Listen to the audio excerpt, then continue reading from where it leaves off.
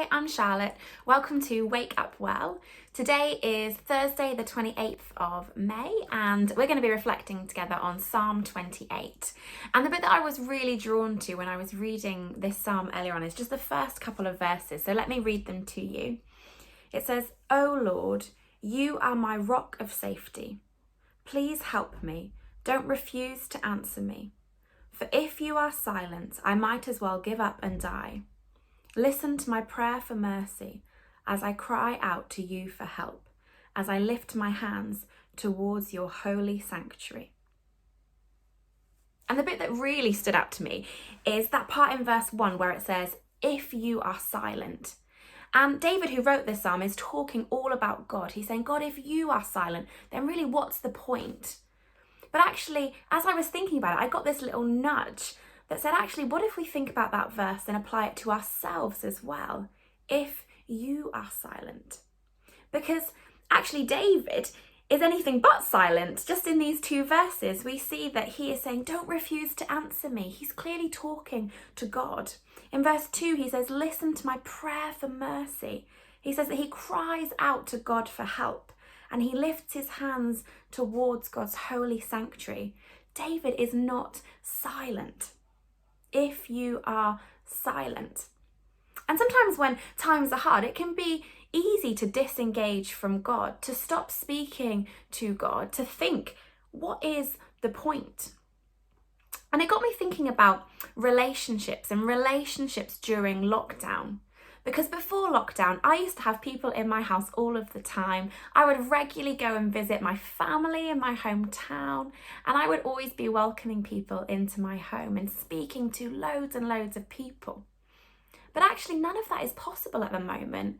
And so it would be easy for me not to reach out, for me not to speak to these people, and for relationships to lapse. But I know that I have to make an effort if I want these relationships to continue. I have to speak to these people even when it's not easy, even when it's not natural. They're not always coming through my door, for example. And the same is true of God as well. Actually, our relationship with God is two-sided. It's not just about what God can do for us, but it's about us speaking to God as well. If you are silent, don't disengage from God at this time. So my question to you this morning is, are you speaking to God? Even when times are hard, even when it feels like sometimes, what is the point? Are you speaking to God? And you can be saying anything to him. When I think about my friendships, for example, I talk to my friends about something that I've laughed at on TV. I talk about my life dreams, and I talk about things that are really hard that I'm struggling with. I can talk to God about all of these things too. And prayer, talking to God, is just that. So my question, are you speaking to God? And if you are speaking to God, then how can you speak to God more today? If you are silent, don't let that be true of us, of you. Speak to God. Because as I already said, relationships are two-sided. And what I love about this psalm is that it goes on to say what God's side is in our relationship. Verse 6 and 7 says, "Praise the Lord, for he has heard my cry for mercy. The Lord is my strength, my shield from every danger.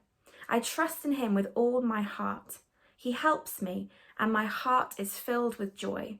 I burst out in songs of thanksgiving." And so we see here that what God does in our relationship is God protects us, God answers us, God walks with us. But relationships are not just the one way. We have to play our part as well. So are you speaking to God? And how can you speak to God more today?